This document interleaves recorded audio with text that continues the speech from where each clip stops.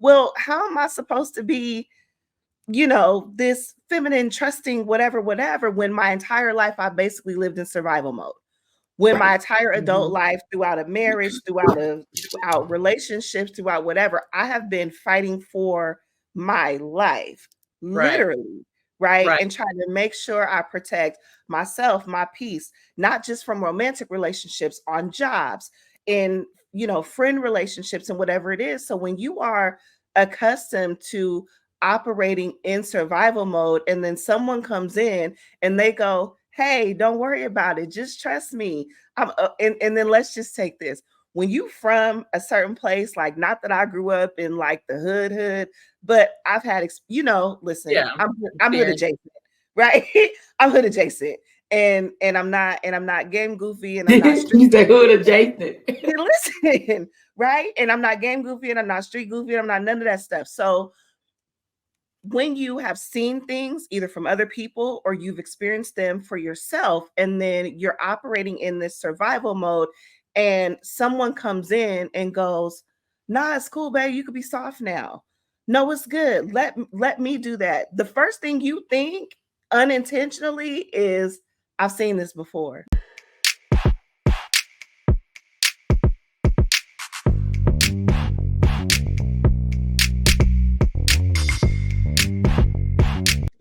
Hey, y'all, welcome back to another episode of You're Gonna Need a Drink for This. I am your host, Apple Daniels, and I am here with my girls, per usual.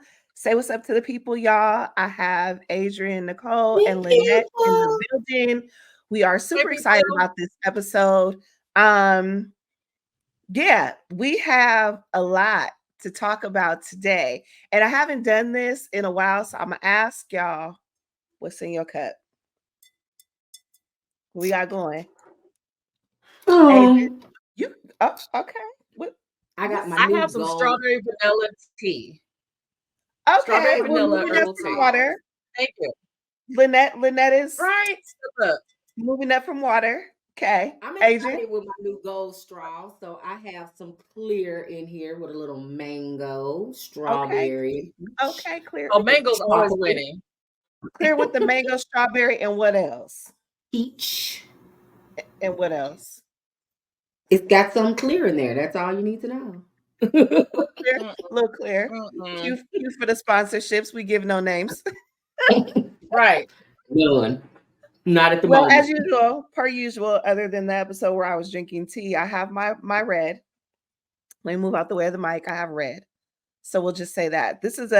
I was kind of upset to open this one. I forgot to go and get another bottle, and I was saving these two that I had from 2020 because I have this idea that, like, later on it's going to be a big deal to have Good to wine from know. 2020. So I had to pop it open. So hopefully I can find another one. But we're drinking red. We're drinking Okay. Malbec. I'm not giving the brand, but the wine itself is Malbec. So Oh, that is very what it nice. is. Okay. All right, y'all. I am excited about today's episode. I'm kind of excited about today's episode, but I also feel um I'm hoping that this one helps a lot of people. I'm hoping it helps us, to be honest. But today we are talking about hyper independence in relationships. Listen. Um, is hyper independence keeping you single? Right? This could be for the fellas too, but I know it applies a lot to us ladies, right?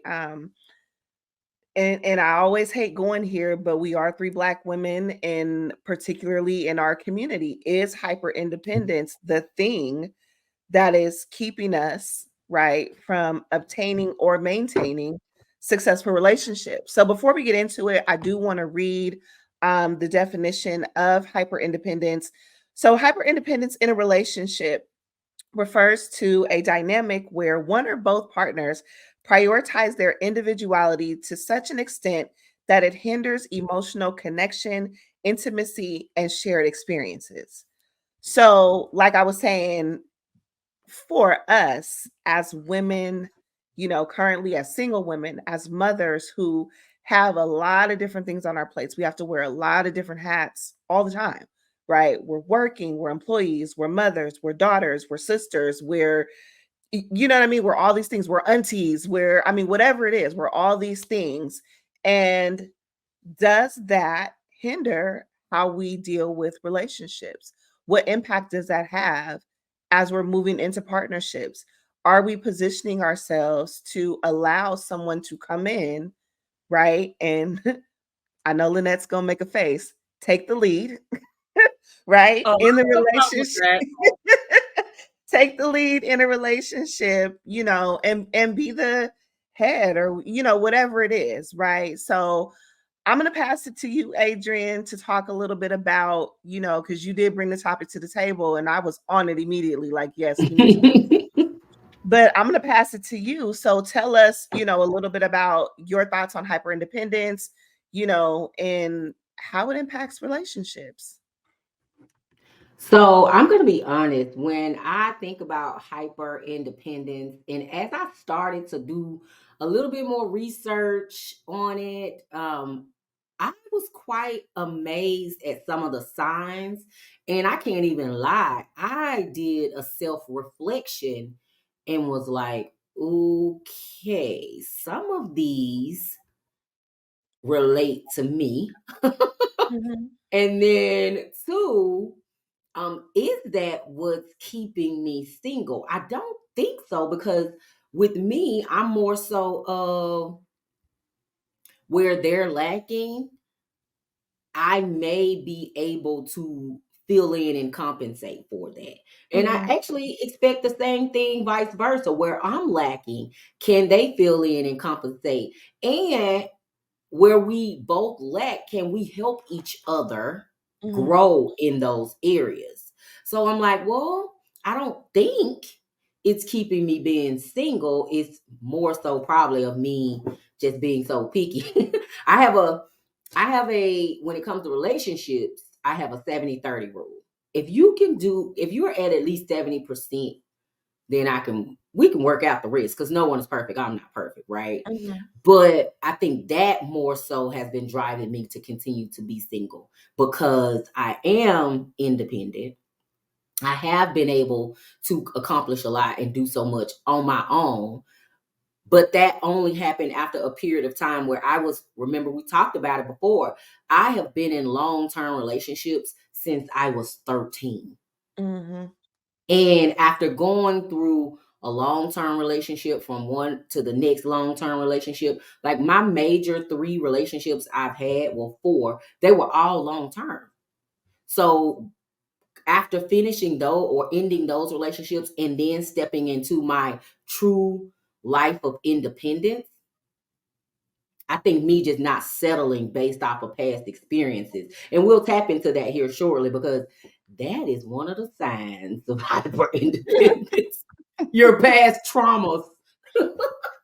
Man, and I mean, when it comes to trauma, we'll get into that during the episode, but I can say even personally, you know what I mean? When you think about all the things that you've been through in life and just how that plays a part, and you talk about healing and growing and all of these different things, sometimes you think you've healed or you think you've gotten to a certain place and it's a trigger. Something happens and boom, I'm right back, right? I'm right back where I was, or I find out like, oh shoot, there's a whole nother level of healing that we have to go through. So definitely think it's important for us to have these conversations. Lynette, what are your thoughts before we get really into the meat of this? That one could kind of spin in a couple different directions, honestly. Hyper independence. Um, I can say for somebody like me, for example, and it kind of touches on what Adrienne said, I've been single for a long time, or even let's take that out the equation. I've lived on my own without a significant other, man, whatever, for a while. So in that sense, I've inadvertently gotten accustomed to my way of living. So with that being said, comes that independence, not so much because I'm trying to put that S on my chest and be that person, but because it just is what it is. Like, if I don't pay my bills, who's going to pay them? If I don't, clean my house and do all the independent things and go to the grocery store, pump my own gas, who else is going to do it? You know what I mean? So for me to, and I've had somebody tell me this before a while ago, that for me to bring, like, say, someone else into the equation is like, it's almost like that puzzle piece that doesn't quite fit. you know it belongs somewhere, but it doesn't really quite fit where you're trying to put it, you know. And it's not that I wouldn't want somebody to take some of that pressure off of me, or, you know, do some of whatever it is that, you know, help out or whatever the case may be, wherever part it is that they play. It would just be kind of, I don't want to say hard, but it would kind of be awkward, right? To have somebody doing things for me, because I have not had that, you know. So it's not that I wouldn't want to have it. So as for keeping me single, no, that's definitely not what's keeping me single. But no, but hyper independence, Lord Jesus, no. That sounds Mm-mm. like a whole nother episode. Like, Lord, no, yeah, no, that's not it. Of all the things, that's definitely not it. No, but you know, when it comes to, because you touched on trust a little bit, right? And that is one of the signs that you are hyper independent, is having mistrust in others. Like, I know I could say for me, you know, having been, you know, married for so long, and just my personal take, I'm sure he would have his personal take of what happened, but my personal take and how I felt in that situation was, I was a single married like, we were separate, like we were married but we were very separate, That's right? how mine was So too. I was a single woman in a marriage, a single mother in a marriage, and so there were a lot of things that I felt, again, this is me, right? Like, his feeling is his feeling. There were a lot of things that I felt that I had to do on my own. So if you ask me, my story is, I've been on my own for a very long time. I've been on my own all of my adult life, right? Despite at one point having a person in the home with me. So now that I really am single, right? Single mother, at least in my household, excuse me. Um, I don't know what that looks like when someone comes in, like with my level of trust, right? Because do I want you here? I absolutely want my person here. I want you here, and I want you to be the man, and I want you to be like, in my mind, yes, I want you here. I want you to be the man. Mm-hmm. I want you to do all of those things. I want to give you the lead. I want you to take the reins. I don't want to emasculate you. However, the application of it, you gonna have to work with me, babe. Right? You're gonna I have agree. I to, agree. you're gonna have to work with me on this and have patience, because I've been doing this for so long that it's gonna take a lot for me to say, I trust you enough to let you lead me. Not that I'm not willing to, it's just gonna take me a little minute. And that's one of the It, signs, right? Of it hyper is, and independence, it's funny you perfectionism. say that. Go ahead. Go ahead, Apple. Because I No, was no, gonna no, say no. Go one of the ahead. We can cover causes, the rest. like you are literally giving an example of some of the causes. So I stumbled across these causes, right? Mhm. Childhood trauma, physical or emotional abuse, neglect or abandonment, difficult life circumstances, perceived rejection from others, Mhm. unresolved grief. You literally you're giving an example of one of those. So I'm like, Yeah. oh No, and it's real, right? It's real. It's yeah, when you're going through all of these different things, and especially as a woman, like we talk about masculine and feminine energy and how a woman is supposed to be.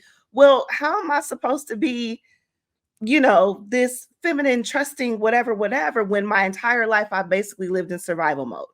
When my right. entire adult Mhm. life, throughout a marriage, throughout relationships, throughout whatever, I have been fighting for my life, Right. literally, right? Right. And trying to make sure I protect myself, my peace, not just from romantic relationships, on jobs, in, you know, friend relationships and whatever it is. So when you are accustomed to operating in survival mode, and then someone comes in and they go, hey, don't worry about it, just trust me, and then let's just take this. When you from a certain place, like, not that I grew up in like the hood, but I've had, you know, listen, Yeah. I'm hood Experience. adjacent, right?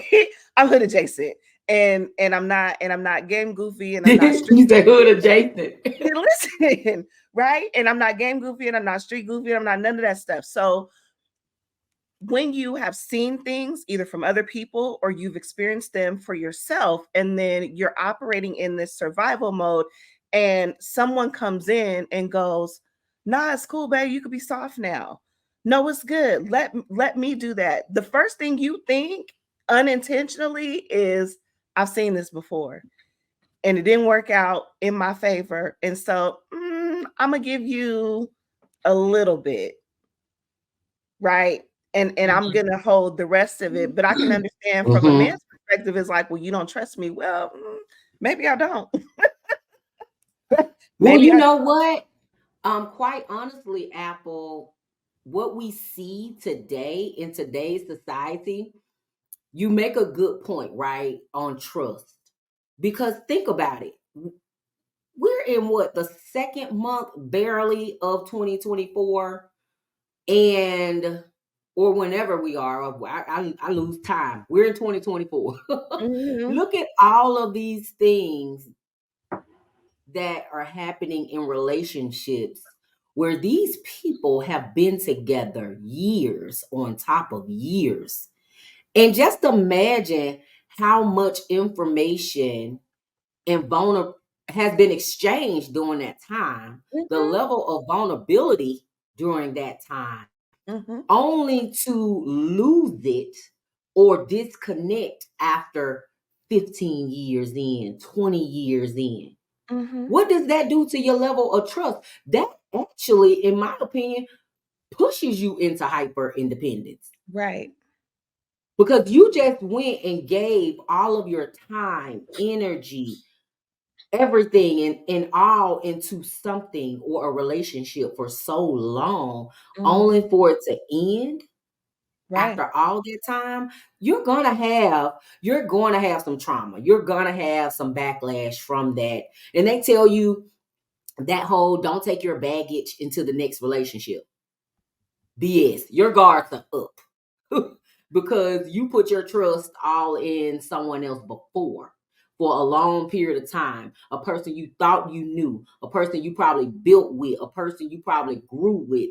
And here it is now, this person that you are in a new relationship with, or a relationship that's a shorter amount of time, it's going to be hard for them to break that barrier because your guards are up. You know what, trust is 100%. But you know what, even at the same time with baggage, we have to, you know what, let me say this.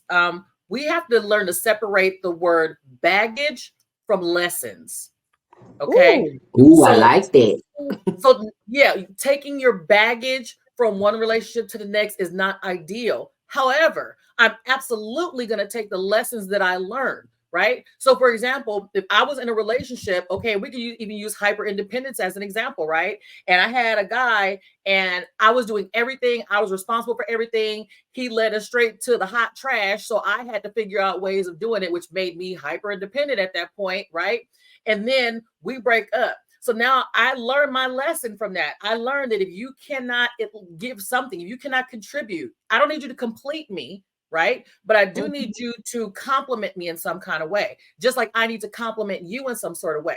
So I'm not going to be like, well, you know, John Doe over here did X, Y, and Z. So this one over here is clearly going to do the same thing because maybe he didn't do one thing on a Tuesday.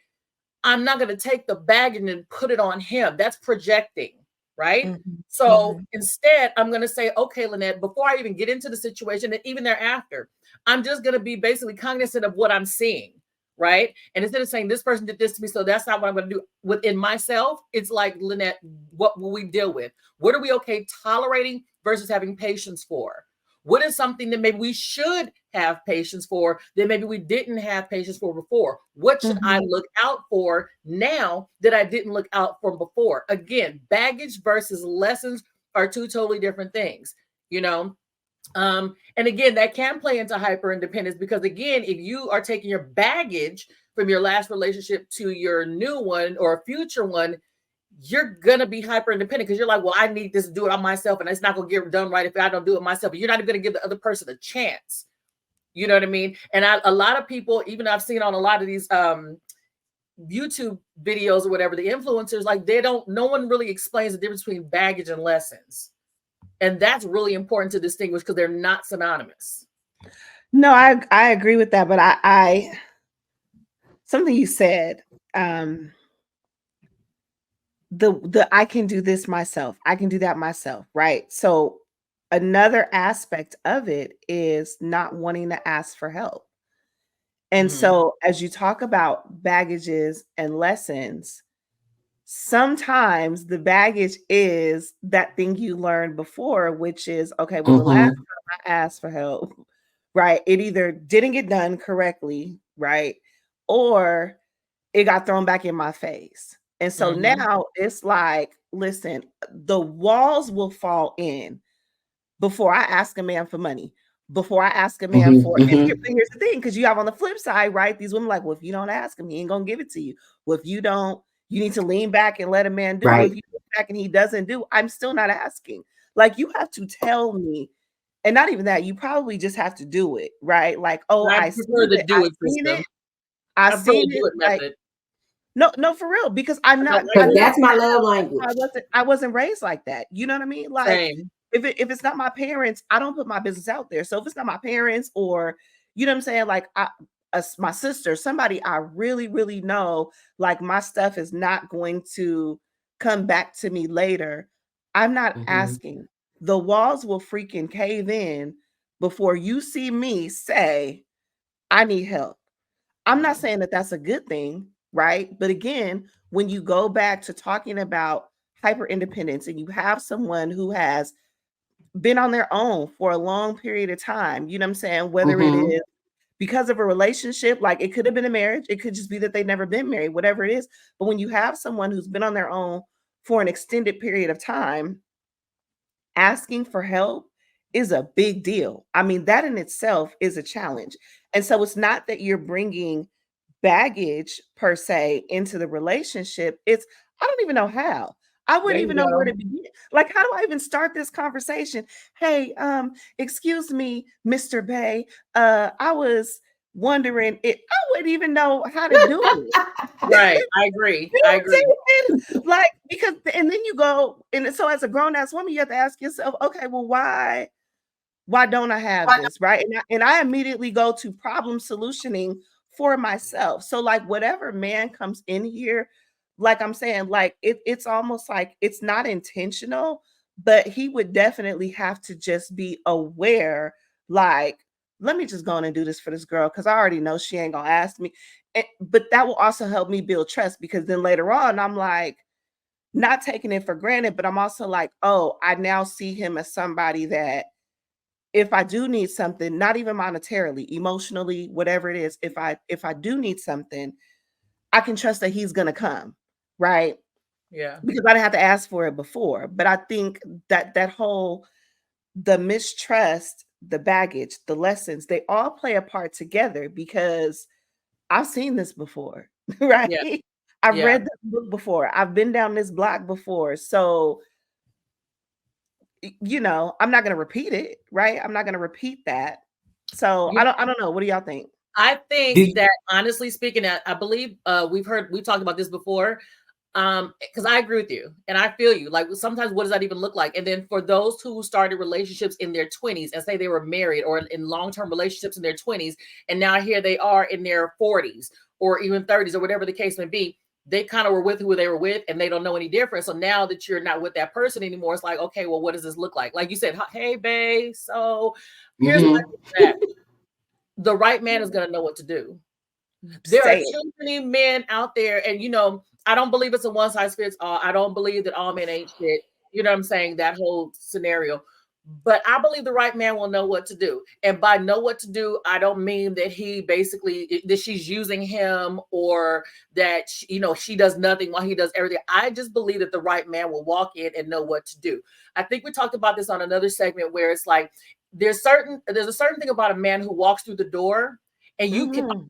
read his energy. You can Yes, read his, ma'am. you already know what time it is, and that man ain't said a word. It At smells all. good and look good. You like, He knows how Listen. to treat a woman right off the bat. You know what I'm saying? So basically, it's like, some things are just kind of common knowledge. It depends on how people were raised. So then mhm. that's It another does. thing. And what I don't want people in the comments to do, so don't start with that. Well, you need to heal, you need self-care, you need to go get No. therapy, and blah, like sit down somewhere. go read a book, go sit in Barnes and Noble and do a whole book moment. Because no, that's not the solution to everything. People can go to therapy. Yes. Am I against it? Absolutely not. I've done it. It's fine. Yeah. But that is not the answer to everything. Right. Sometimes people need, if you, especially if you already acknowledge how you Right. are, it's just a matter of paying attention.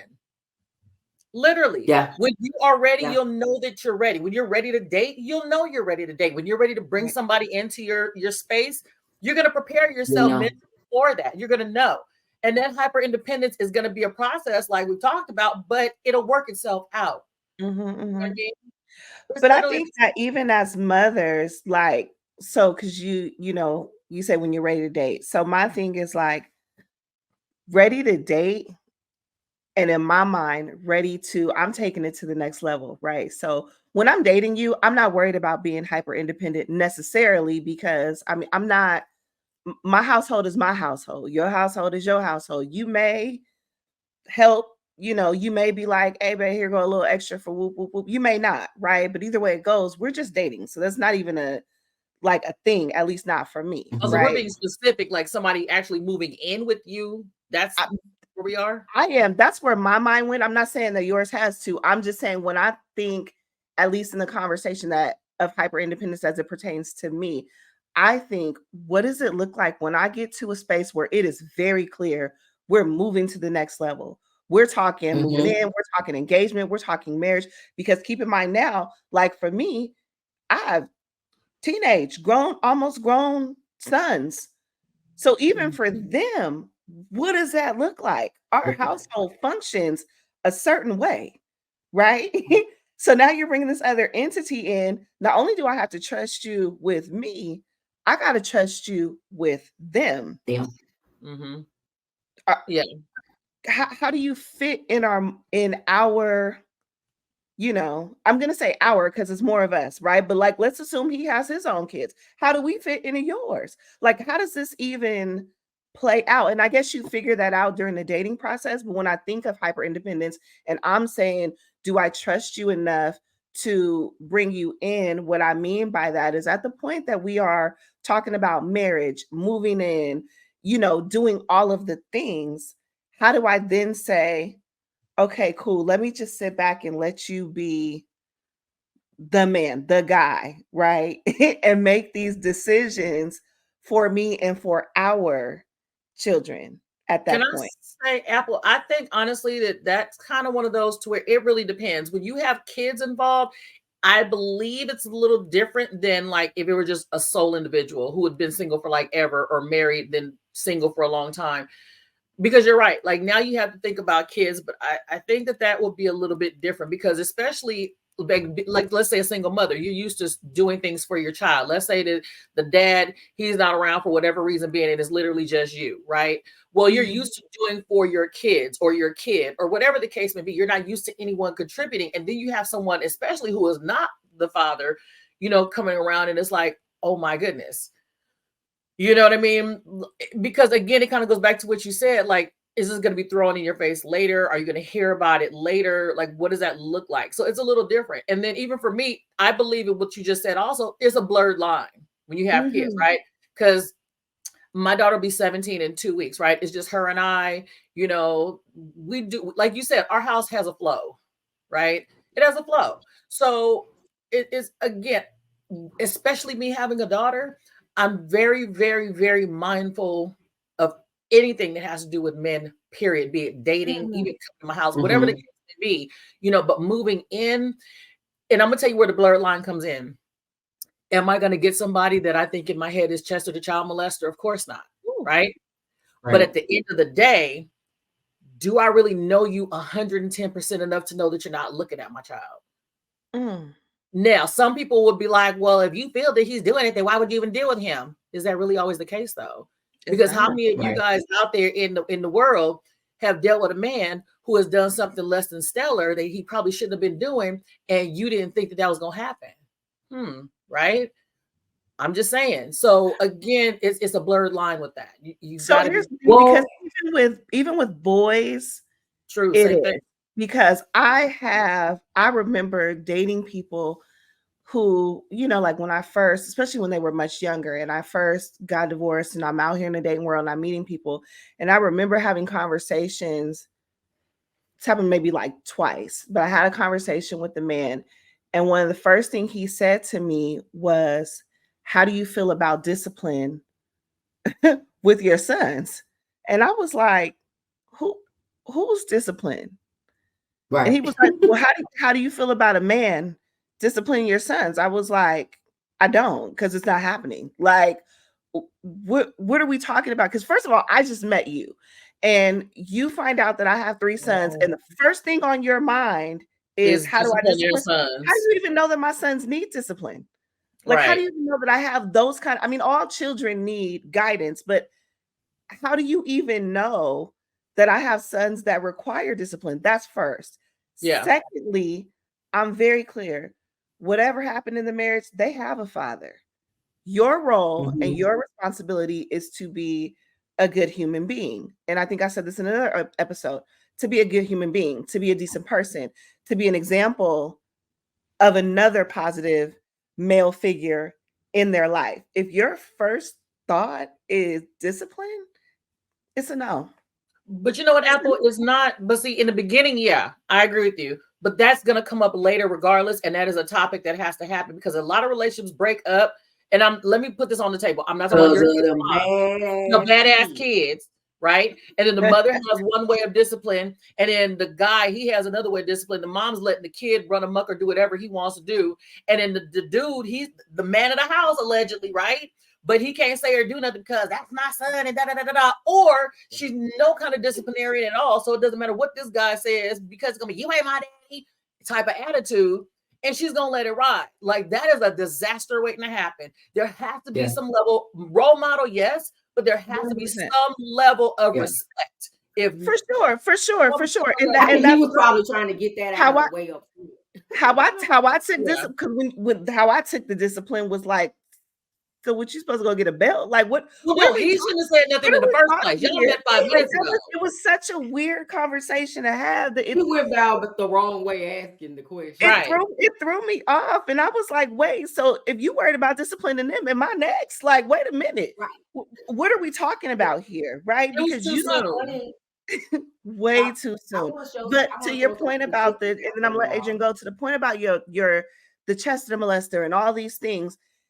It doesn't escape just because you have girls. Having boys, you still have to be concerned. You have to be concerned about men being jealous of your sons, and you know what I'm saying, wanting to overly discipline them and wanting to do, whatever, or finding out he's a weird guy who, heaven forbid, Lord Jesus, but you know what I'm saying?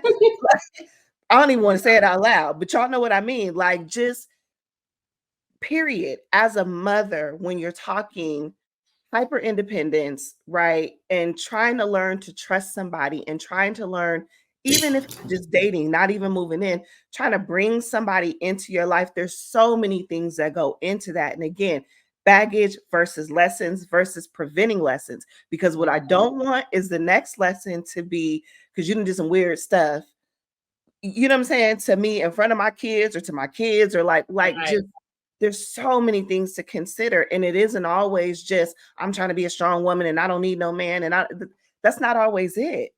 It's not always it.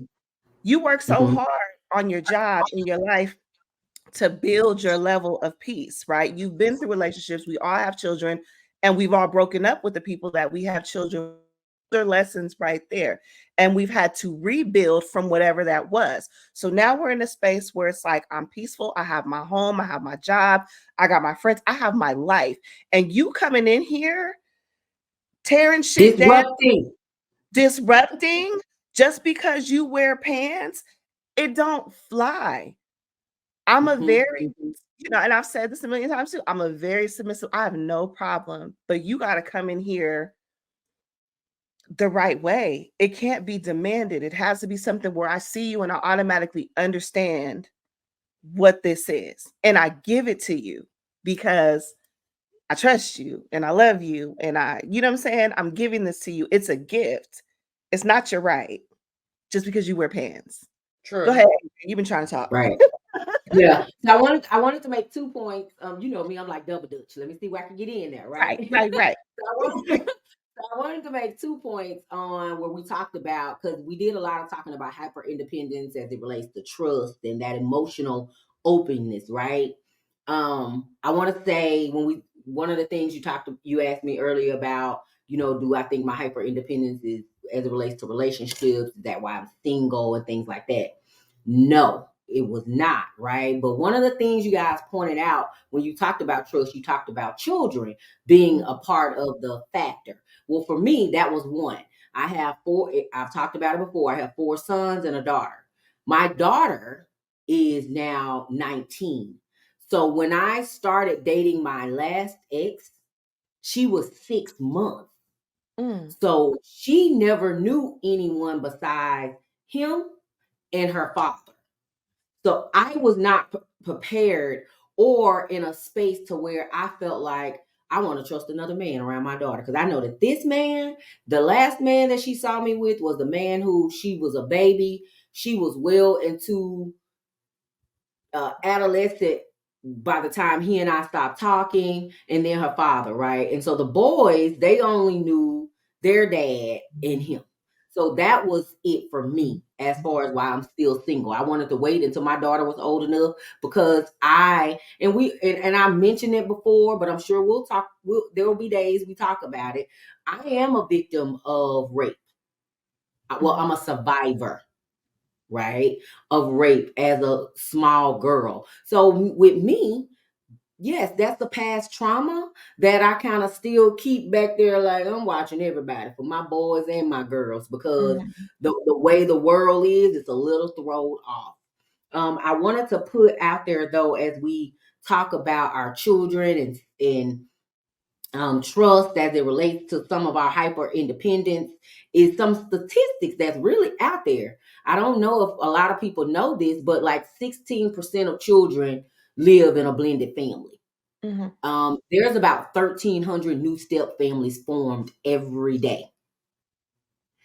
About 40% of families are blended with at least one partner having a child in a previous relationship before marriage.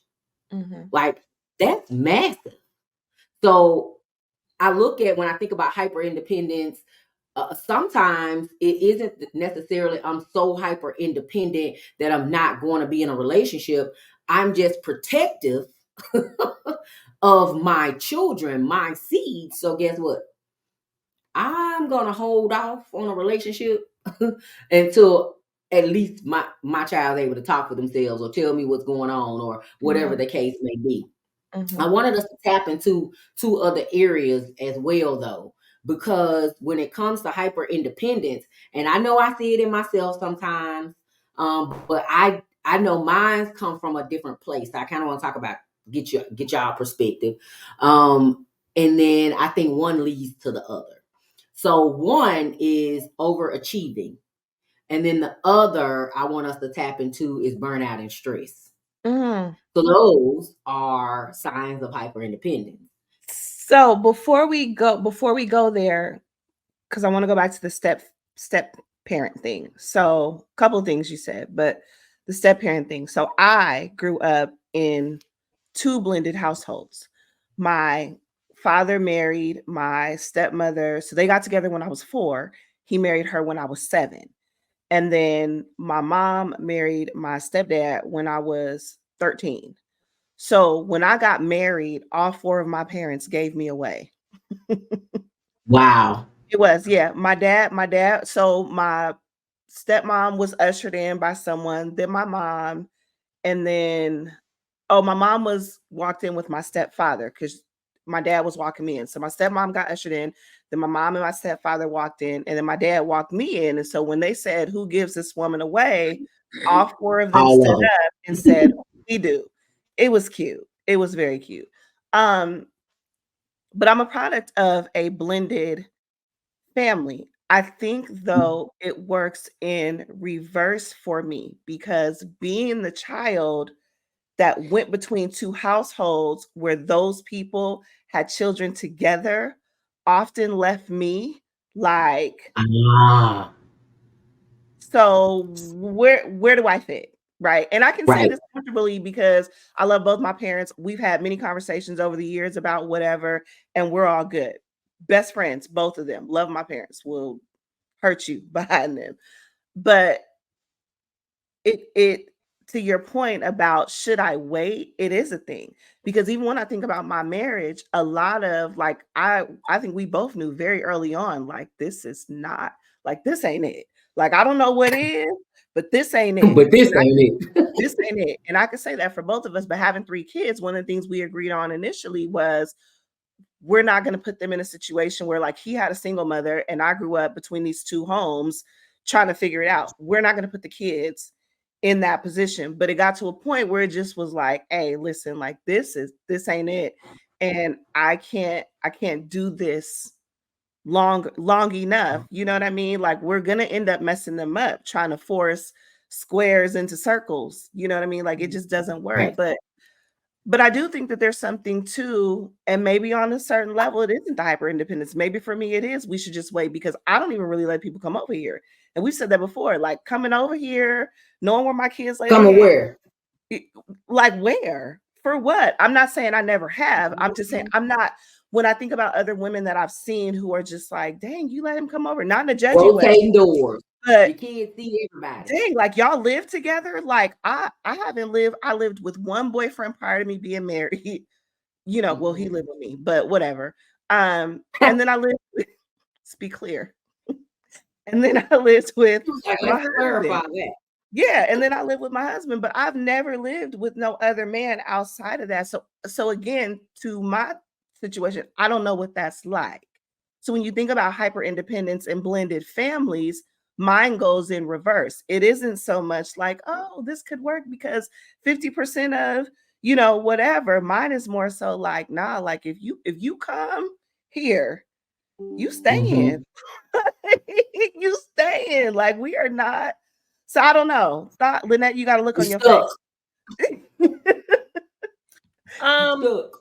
no, I don't know. Like I said, prior to me being married, but see, again, that was my 20s. Like I've lived with a boyfriend before I got married. Obviously, it was some years prior to that, but to me, it's neither here nor there. I'm kind of one of those people, and I guess my thing is this: what do we say to the guys with this whole conversation on hyper independence? What do we say to the audience or guys or people who say, well, then you know what? That's why you don't date single mothers because they always got a this and that a Oh third, God. or well, then your hyper independent ass will just be single because ain't no man going to deal with that. That's kind of where my head is going, because again, it's not a one size fits all, obviously, with or without kids. The age, whatever the case would be, things you've experienced before in the back past life, whatever. It's really no one size fits all. It's really about the individual, you know. Well, I say bye to those Mm-hmm. men because at the end of the day, I think that it goes back to what I said at the beginning, where I know I am aware enough and I'm accountable enough to know where my ticks and icks are, right? Like Mhm.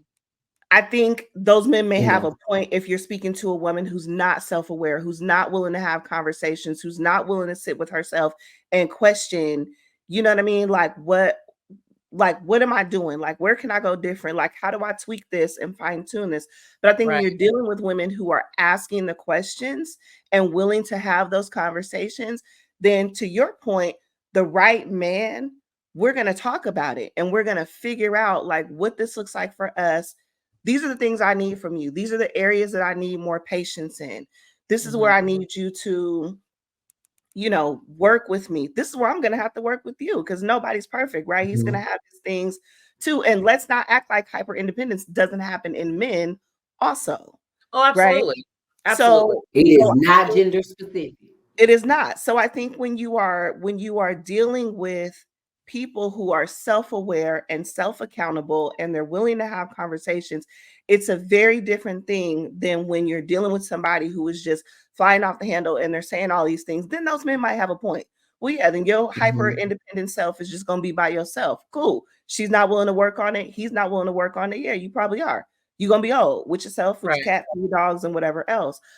But these conversations are meant to spark more healing, right? More awareness because I may be hyper independent in areas that you're not, that Adrian's not, that another listener is not. And someone may have something to contribute to the conversation that then is going to help you grow, right? That's the whole purpose of it. So men like that, I take it with a grain of salt. I go, oh, you're not on my level anyway, because we're like, if that is your response to everything I said, Right. seriously? Right. Because it can't be made a blanket statement, like you said. Everyone's situation is different. And like I Right. said, the right man who walks through the door know exactly what to do. He'll start 100%. leading to the point to where you will want to just be like, he got it. Hey, listen. Yeah, because one of the things is helping you with your trust issues or being there supportive of you if you're trying to work through your trust issues is actually a way of you trying to not be hyper independent. Mhm, That's one of the ways to help is that you're working through your trust issues. And so mhm. if that helpmate is not willing to help you in that area, then that may not be the helpmate for you. You are not the Because that one. person you're with is you guys are each other's helpmate. Mhm, So that goes back to me saying where I'm lacking, they're not. Can you help me in that area? Right. mhm. If trust is an area in which I have some issues, and that's the reason for my hyper independence, then and we've talked about it or you've identified that, and you're not willing to meet me halfway or try to support me, because finding emotional support is also It like is. one of the things of hyper independence, right? So if all of that isn't happening, then that is not your person. It's Unfortunately, true. keep looking. I agree with keep that. looking. Something you kind of tapped on, Adrian, also was like stress and burnout. But I want to add to that taking on too many responsibilities, because they go hand in hand. It's like Mhm. taking on all these responsibilities because I have to, right? I run my household.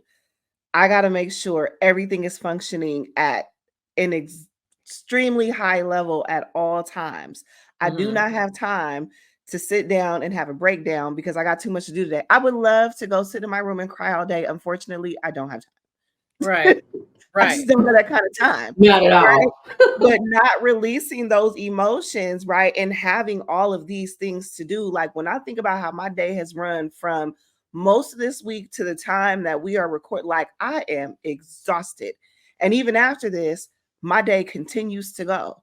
And tomorrow, Mhm. like I have to think about like when is the next day that I actually could just lay in the bed and not do nothing. Like I laid in the bed so long one day, the kids were here for the weekend. It was like a Saturday or Sunday. I laid in the bed until like 4 p.m. They At probably about like, are you okay? my youngest son came in and was like, "Mom, are you good?" And I was Mm-hmm. like, "Yeah, I'm fine. I'm just laying here." Then about 4 p.m. he came in. He was like, "Mom," like I couldn't Uh-oh. get Are up. you I are couldn't you get up. good? I didn't want to get up. And I have to think about when do I have another day like that. But even doing that, there were so many things that didn't happen that day, right? You just don't have the time, but not having that kind of time, having all those responsibilities leads to the stress and the burnout. And then you burn Mm-hmm. out Mm-hmm. and you have more responsibilities that, pile on top of those. So it's like this never ending, you're on this wheel The that you can't hamster get wheel. the hamster wheel. You can't get off of it. It's just round and round and round. It's like a nightmare, right? But that all plays into hyper independence because then you have this person that comes in and they're like, no, just give it to me. And you're like, nah, I I got it. Because I'm here's able to do it. and some of this could be the Virgo in me, some of this is also probably hyper independence. But here's the thing, if you do it wrong and I have to do it over again,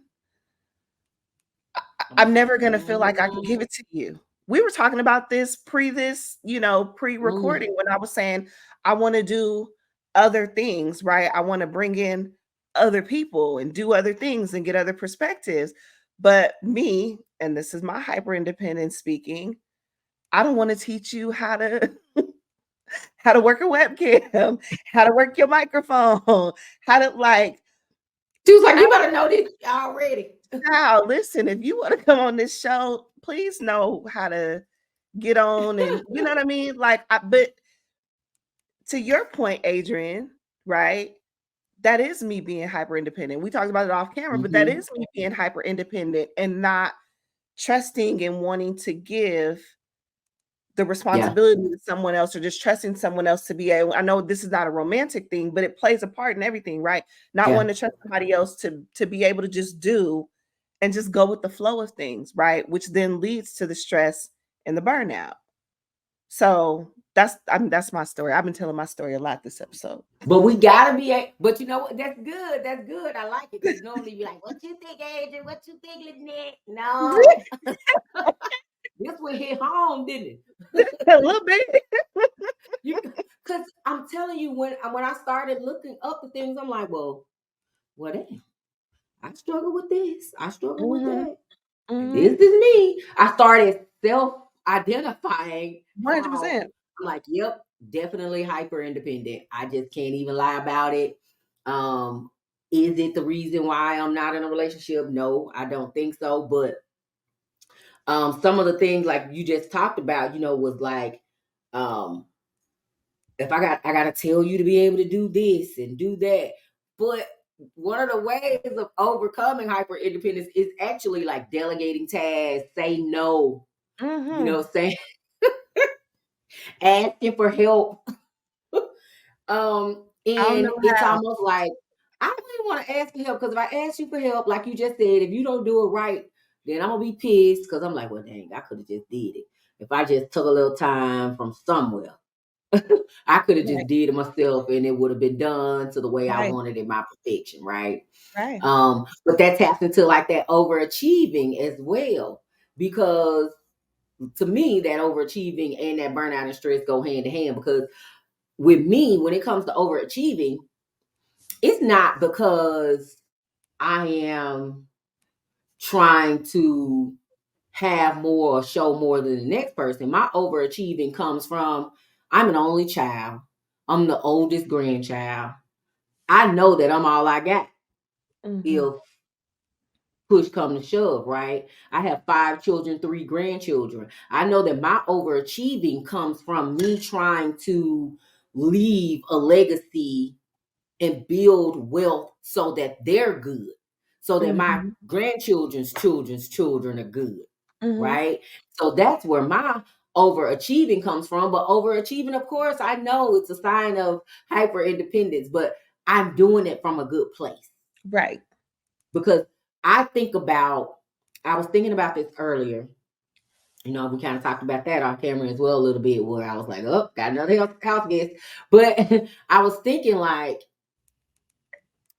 when I look at my mom versus my grandmother, I would say my great grandmother was a owner, but when it comes to my grandmother, like she was a homeowner, but she lost her home.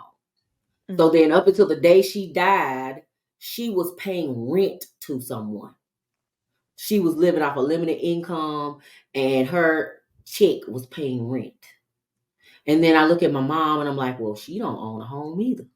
Right? mhm, So here I am a homeowner. So with me, my overachieving is saying I don't want to repeat the cycle in which I have seen. mhm, I want to be the one to break the mold and say, okay, this is why I'm doing what I'm doing because I want to be able to. Yes, I am a new homeowner. I'll be hitting my 4 years this year, right? I want to be able to pay my home off in the next 2 to 3 years. So it's completely paid off. And now that if something was to happen to my children, my grandchildren, or whatever, there's a home that they can always come to that they know that there's a house that's paid off. I don't mhm. care if y'all got to circle through here or whatever. So that is the purpose of my overachieving. It's because I'm not doing it for me. I'm actually doing it for others. But Okay. here's the thing, that breaking the cycles and overachieving. So when you start talking about generations, that goes back to what I was saying in the intro. Like, we try not to make these episodes cultural, but there are cultural differences in hyper independence. The reasons why a Black woman or a Black man may be hyper independent are going to be very different most Yes. times from someone else in another culture, right? Or the main culture, right? Like, the expectations, the lifestyles, the challenges that we are overcoming, they're so very different from everyone else. So when you talk about my grandmother never owned a home, my mother didn't own her home. So you having your home ownership, you being a homeowner is so important because now you've broken the cycle. Now your children say, well, my mom did own a home.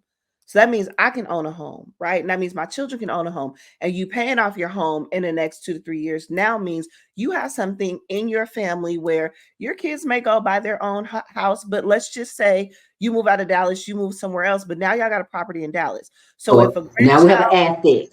start their family, now you have a starter home. Like you might go get something bigger, but now you have a starter home for your kids or your Mm-hmm. kids' kids, or you know what I'm saying? Like it's it's those things. But had you not been an overachiever, had you not been hypervigilant, would you have necessarily broken the cycle in that way? Maybe, but I think the reasons behind it, they're so very different for us.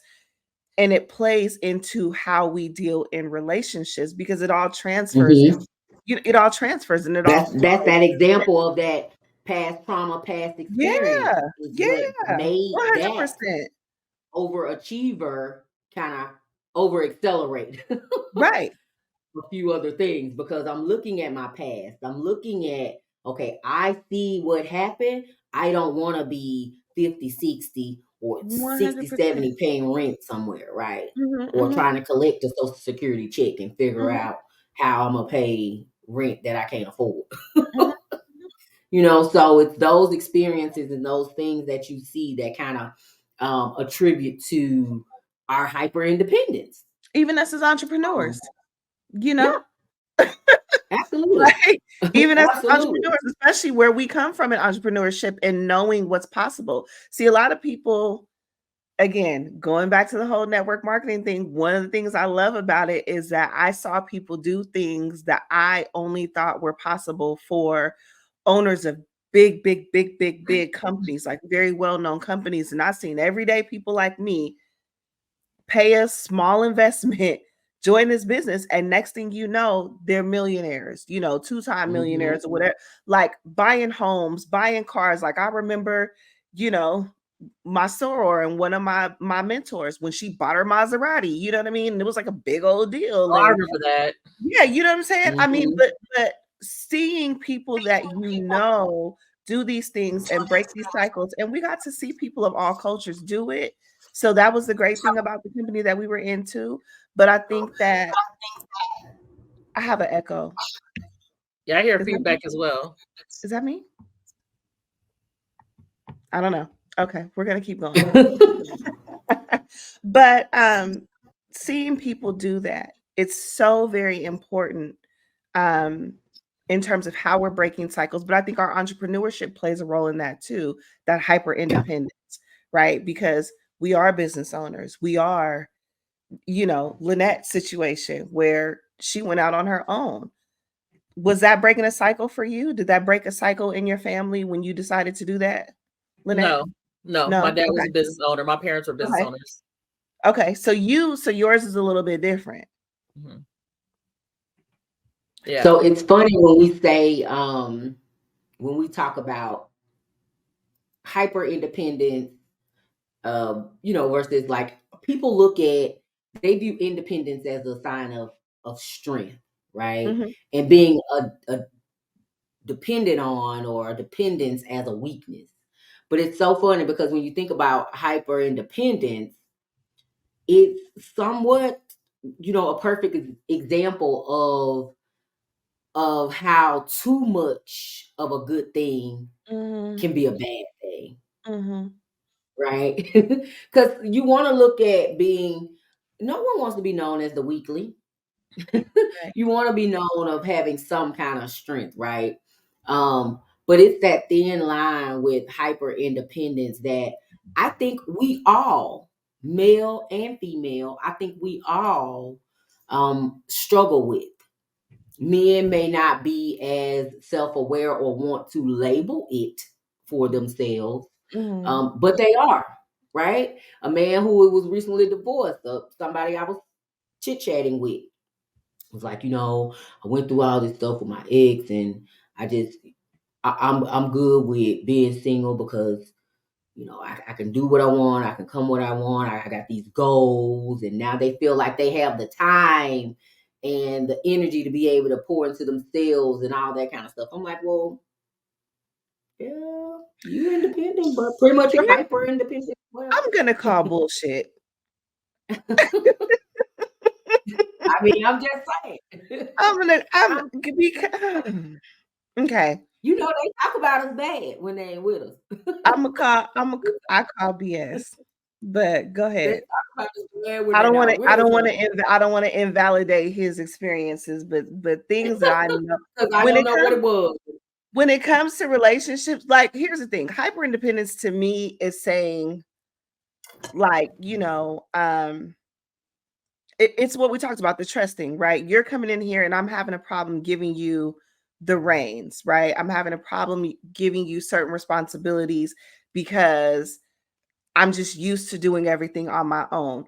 But when you start bringing in like that's that reluctance to allow exes and like that starts tapping into something else. Like I'm gonna call BS on that. I don't know that Say man just trauma, say you girl. want to be single, you want to be in the streets right now, you don't want to be bothered. You know what I mean? Yeah, that's a whole then that means that's like what you just need to go and say you do. don't want to be bothered with, like you want to be in the streets right now, which is perfectly fine. Like that's perfectly fine. If you were in a long-term relationship and that's where you are right now, that's cool. But I'm gonna call bullshit on that statement.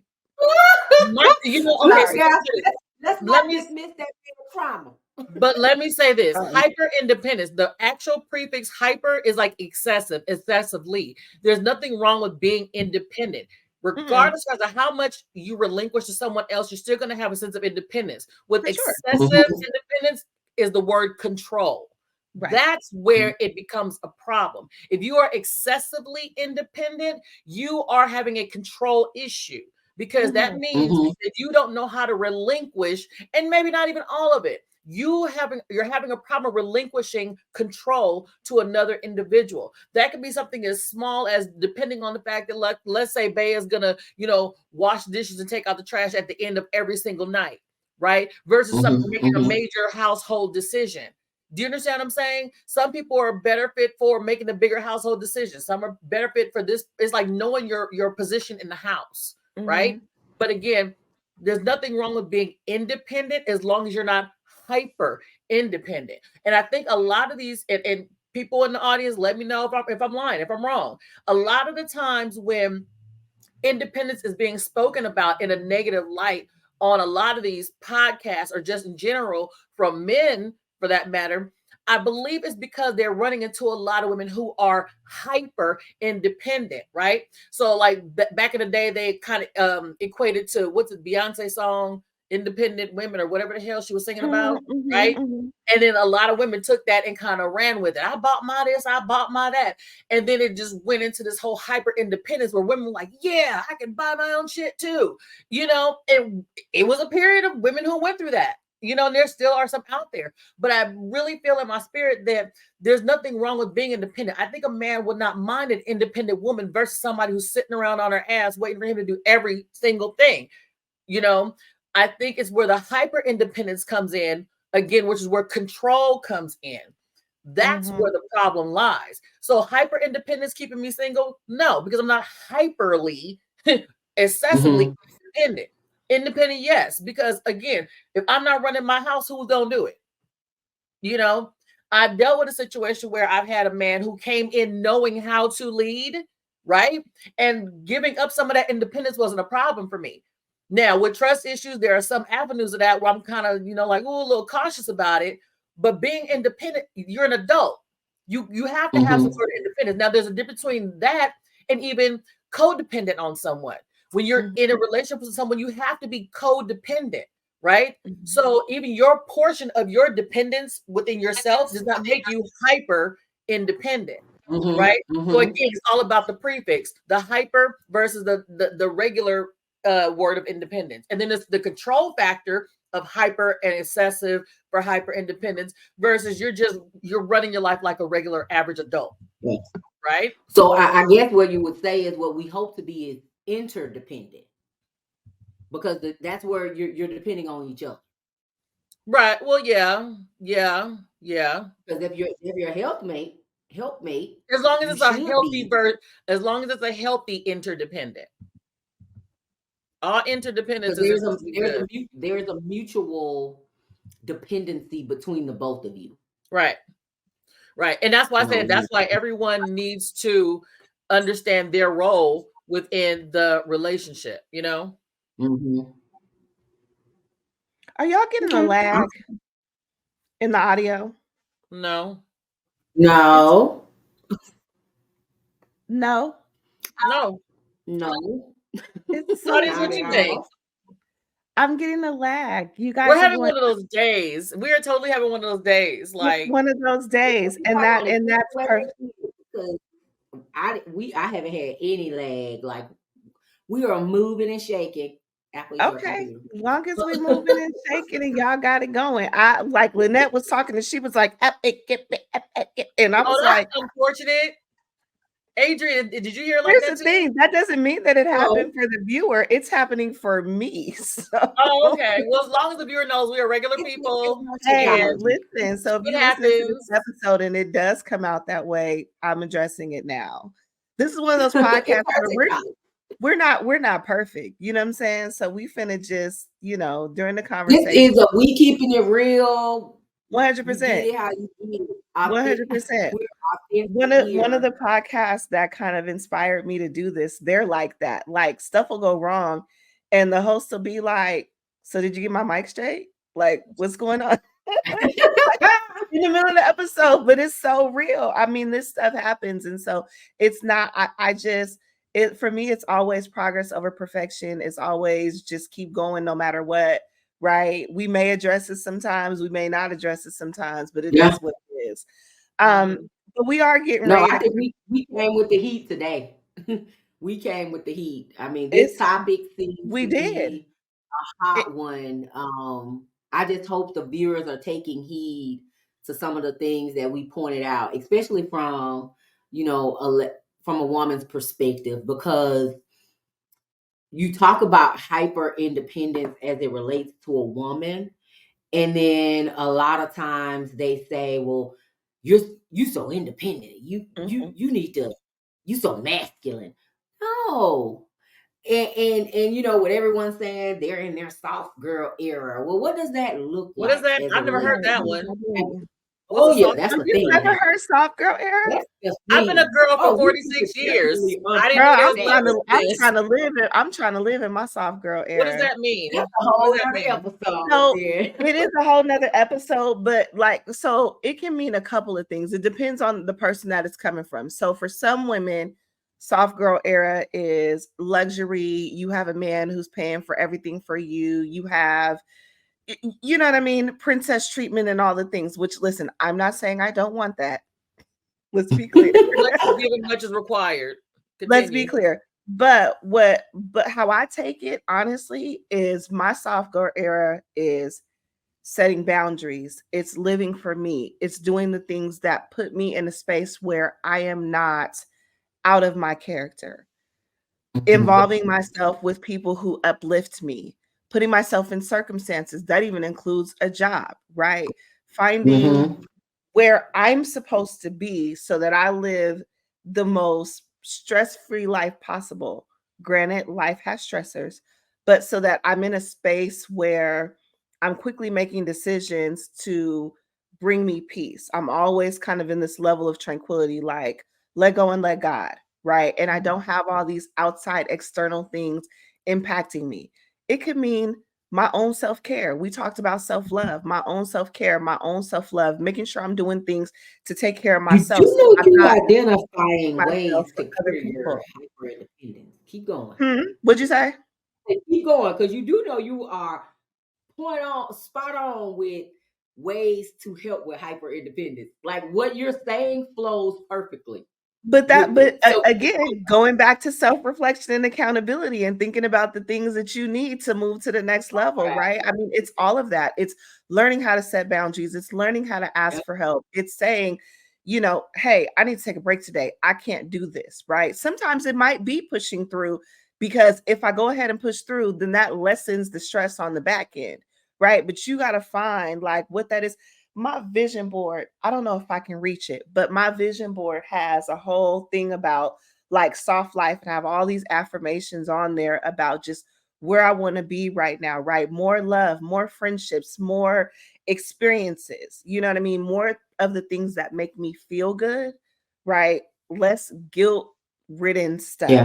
right? Yeah. So is it like Um, synonymous with feminine energy, or are they kind of cousins? they cousins. I'll They're say, yeah, cousins. they cousins. They They cousins. cousins. Okay. Because for Yeah, me, my thought because So like what I would be said, the opposition to because that? Hard because girl life soft or hyper girl, independence.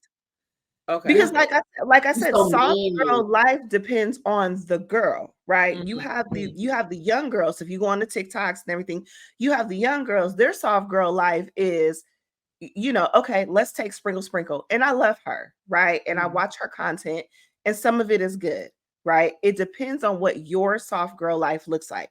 Because for some people, Mhm. that is a man coming in, he's financially taking care of me. I don't got to lift a finger. I don't have to do nothing. I don't even know if I'm built like that. Would I like it? Yeah, probably for about 5 minutes.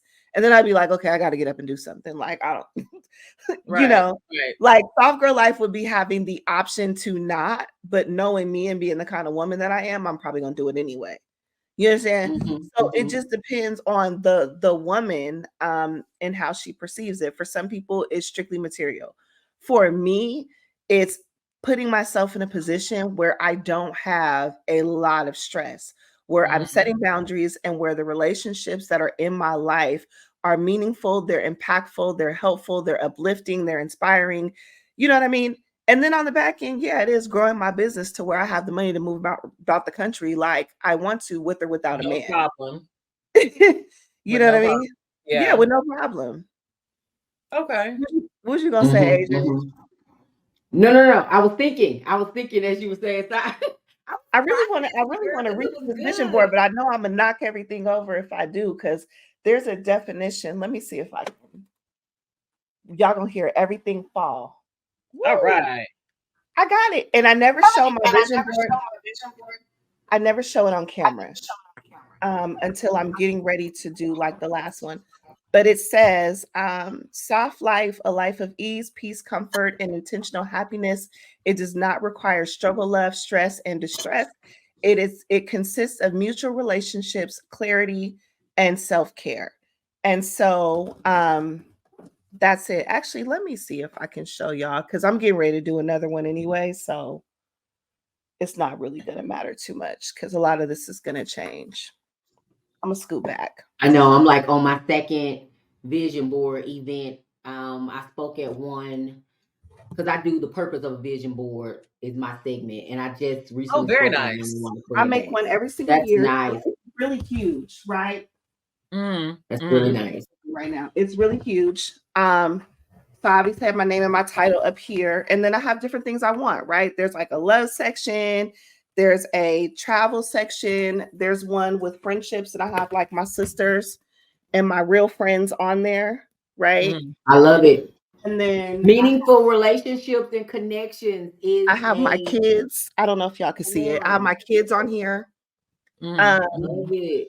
and I have scriptures on here. And so what happens is each section kind of leads into the next. So I have arrows. So, you know, here's love. And then I have like Philippians 4:6.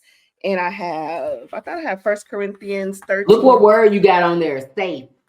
safe. So around the left. So then I Mhm. made these little word, like these word clouds. And so I have safe and loved, secure. So travel, healed, fun, leads into my friendships, magical, divine, feminine, positive. I have a sexy after kids section on there. I don't know if y'all can see that. And so the Mhm. words on there is like successful entrepreneur, it's influencer. The funny thing is, there's a podcast logo. Can y'all see that? Yeah. Yep. There's a podcast logo because last year when I made this board, I said, I'm starting my podcast. And here we are. Right. Mhm. So Mhm. every year I'm doing things. I have my products on here. So even though I already have my products out, I keep them there as a reminder for me to keep going. So I have like a money section And above the money section, um, it says, there's affirmation. It says, I will remember the Lord my God, for it is he who has given me the power to obtain wealth. And then it has the scripture, Luke 6:38 by it. And so it says, like, supernatural debt cancellation is mine, prosperity and opportunities follow me wherever I go. Every bill is paid in full and on time. I sow bountifully, I reap bountifully. And they have scriptures and arrows leading to all the sections. But then I have the soft girl life, right, with, you know, Mm-hmm. Okay, balance, so this all plays goals, into your soft girl era hype, not goals, hyper independence, but to right? decrease the hyper independence, right? Yep. The home I want to buy. My kids are on there. So around my kids is like leader, alive, love, limitless, abundance. You know, I have a scripture for my kids on there. And then at the very bottom, it says, I am blessed with blessings I did not even ask for. So I do this Mm-hmm. every year, right? It's my own vision board. But as we were talking about soft life, that was a big deal for me last year. I put soft life on there, but I didn't put like the material things like the cars and the Louis and the this. Do I want that? Yeah, of course. You know what I mean? But most important to me right now is getting my spirit together and getting myself together and making sure I'm in a place where whoever comes into my life where I'm good. You know what I mean? Like you're good with me. I think that again, it's continue to grow and heal. I'm not going to be perfect when he gets Yeah. here. You know what I'm saying? I'm not. Right. So he's going to have to be patient and I'm going to have to be patient. We're going to have to work together. But I mean, just kind of growing and learning and, you know, whatever. Again, to the conversation we had, men who say, oh, well, you're going to hyper independent yourself into single. No, I'm not. No, I'm not. Because I'm self aware. I'm self accountable. Bingo. Right. And I'm doing, Understanding your hyper self yeah. independence is top Yeah. awareness. Yeah. I mean, you know, and so like I said, this is the first time I've actually shown an active vision board on publicly because Oh I yeah, I show mine have a all the thing about time. that. But I do my vision board every year, and so I do it in the spring. So spring this year, I'll be doing a Mm-hmm. new one. So I'm not really too much concerned because anything that was going to be accomplished for the most part has already been taken care of. So, you know, but it's all those things play a role, like in overcoming hyper independence. I think the first step, despite all the tips that we could read, is acknowledging, like, is this, like we've talked about, these things are hitting home. And where am I Mm-hmm. in that? And what are the things that I can do to overcome this? What are the things that I can do to heal and grow from here? How do I move forward, right? In not being so hyper independent, still having my independence because I'm grown and I have children. And so, with or without a man, I still got to function like as an adult, as a Right. human, right? But when that man comes, right, how do I turn it down, right? Take the volume down just a little bit on that, right? To allow for us to kind of flow. And again, some women may never be like that. They might go get more feminine men where they can be hyper independent and they can remain, you know, kind of masculine. If that's your personality, because here's the other thing, masculine and feminine is not gender. What do they call it? It's not gender based, right? It's your energy. So I'm a very feminine woman. I need a very masculine man. However, Right. if I was a more masculine woman, I'm still a woman. I just tend to have a more masculine personality. In that case, I might have needed a man who's a little more feminine because you know, you can't a negative, a positive, a positive. You have to have that balance, that yin and that yang, right? So I think that you know, that's my thought. Listen, I've been talking a lot. Yeah. So, No, and I just want to say to the ladies that's listening, right? Don't let any man or anyone tell you that hyper independence is a red flag. Apple just pointed it out.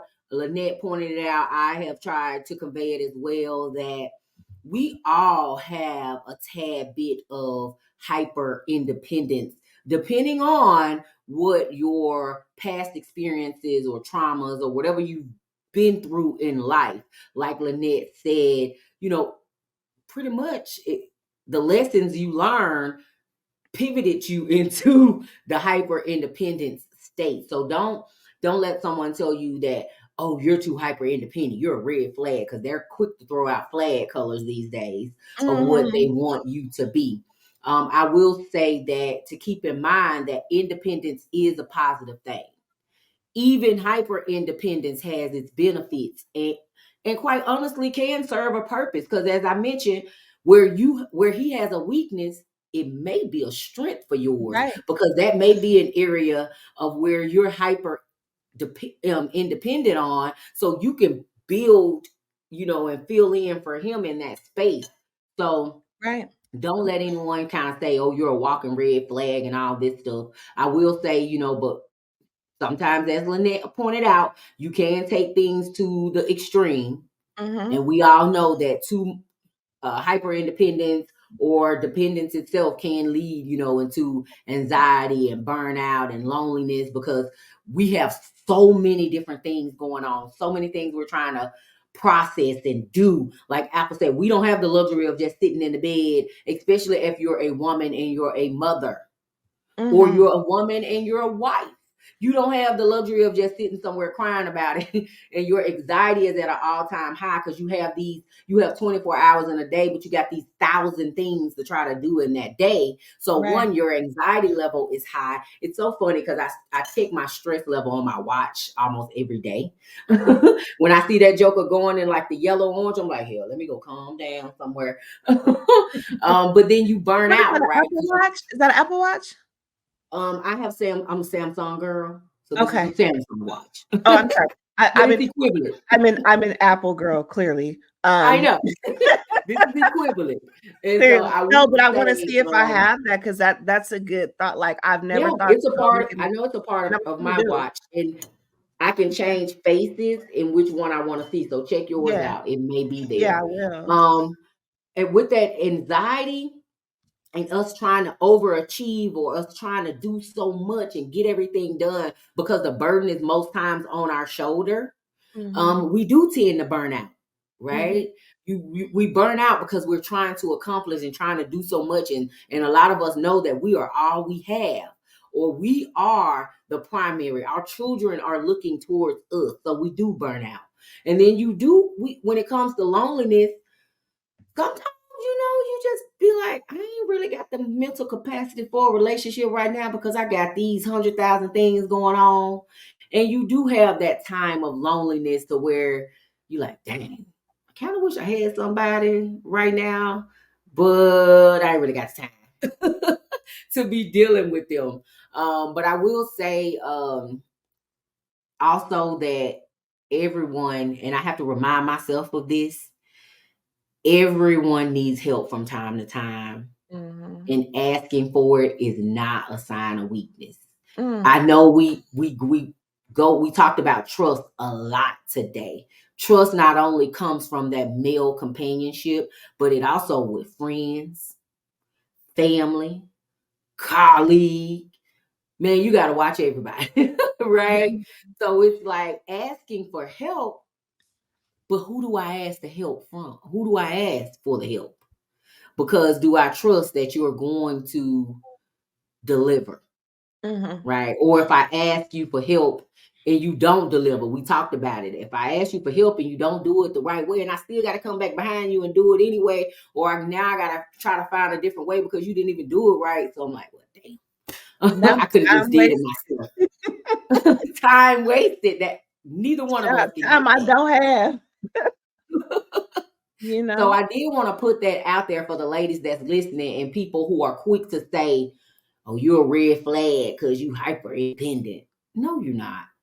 Right. Somebody actually needs some of those hyper independence qualities you got. It's just the way to address your hyper independence is first, number one, identifying the areas in which you are hyper Mhm. independent.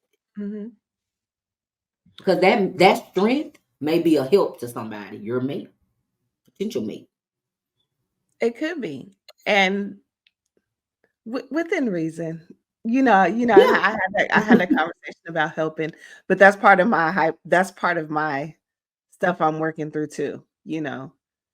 How far do you go in Get the helping help. your mate? Not talking about marriage, right? Marriage is a totally separate thing. Just But the like, person you're with. yeah, how far do you go Yeah, with no, it? that's a good one because it's so funny because when I look back, I haven't had an ex that has not tried to what they call spin the block. They've all tried to split my actual relationships, right? And I've only had shit like 4 real relationships. Um, and so every last one of them has tried to spin the block in some aspect. But it wasn't until after they realized, oh, I knew when I was with her, she was about her business, but now I truly see, and now they know that they have lost that thing, that help, that good thing is gone. They're like, oh, I might need to spin the block because I know she'll be able to help me Child, I get where would I need say to get. losing me gonna hit different. Gonna hit Go on and do real it if you different. want You hear to. me? As a So friend, as now a I'm lover, as a whatever, losing me gonna hit a different every friend, time. whatever. Because I know that one thing for sure, and kind of like you said, Apple, how much help do you give? Right. Right. Me, I guess for me, since I'm a natural nurturer and giver, it just comes. And I be doing things, and then I realize I be like, because it But was see, just when in you me to do, talk because about I'm a that problem solver. stress and that burnout, though, that is an effect of the hyper, independence. You can't, and I keep saying this over and over, y'all gonna get tired of me. You cannot pour from an empty cup. So when you're trying to help everybody Mm-hmm. else in the name of being a nurturer, right? What impact does that have on you? Whole nother episode, right? Because we We gotta definitely got to talk about that one. That but is let's me talk and about my that voice. because boundaries and setting and what does that look like when I'm constantly pouring and depleting myself and I'm helping other people and my intentions are good because I'm a nurturer, Mm-hmm. but I already have all of these things, right, that we talked about earlier. And I don't have time, but I'm overextending myself because I'm a nurturer and I'm a giver and I care for you and I love you and whatever, whatever the whatevers are in that. But now I'm stressed and I'm burnt out. And because I'm Boom. hyper independent, I don't know how to ask for help. And I don't trust Boom. anybody to delegate the task. Like it all flows together, Go right? together. It all flows together. Lynette, what are your final thoughts? I mean, basically, hyper independence. Is it keeping me single personally? No. Okay. I don't believe that I'm hyper independent to the point to where um it would prohibit me from being in a relationship. Not like that. I in my head feel that I'm just doing average adult shit that adults do. Now, do I have control issues? Yeah, but not over independent situations. Not to Right. that Mm-hmm. extent. You know what I mean? So, again, independence is needed. If you're an adult, you have to have independence. It's a given. An excessive amount of anything, including water, is too much. So yes, hyper independence is keeping a lot of people single, but Mhm. not me. But again, it's about being self-assured, self-aware, and acknowledging what the issue is, and not putting yourself out there to people if it is going to be something that's going to prohibit you. Now, if you're one of those women or men or whatever out there that are like, well, this is how I am, you're just gonna have to deal with it. Well, then good luck with that. Let me know how that works out. I'm sorry. I Yeah, love telling somebody good luck with that. Like, yeah. I wish you well. yeah, I wish need you to well. say that. I'm be like, okay, good luck with that. I I'll be wish you like, well. oh, I go right into solutioning mode. Well, here's what you could possibly do. I'm not saluting shit. I did that with somebody the other It don't day. work. I have It don't want to don't say work. it. Don't It want to don't say it work. publicly. No So, problem. child, because by the next episode it'll be over. Like I said, sometimes with some people, you just gotta sit But back and say, let me know how that works out for you. I wish you well. yeah. Speed.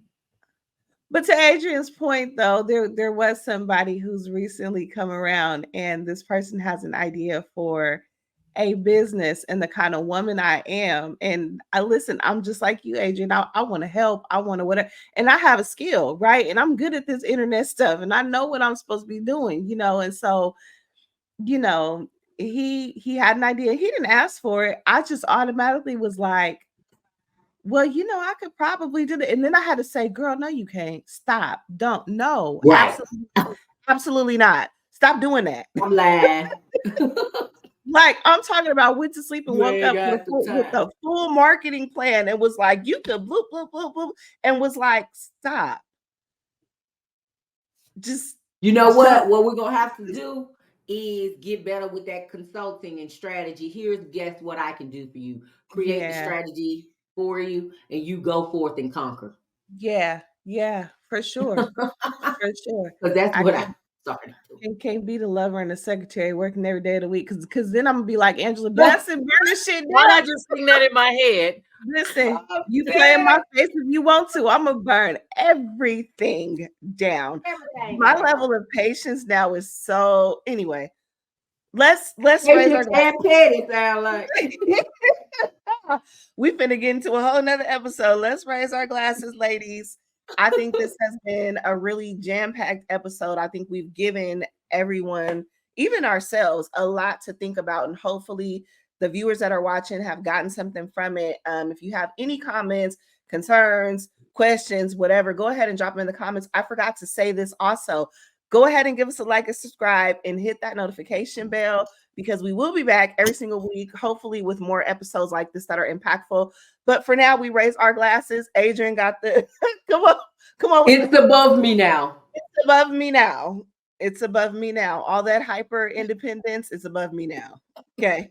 So, anyways, here we go, ladies. Cheers to more life, more love, Cheers. making great choices, and we'll see y'all in the next episode.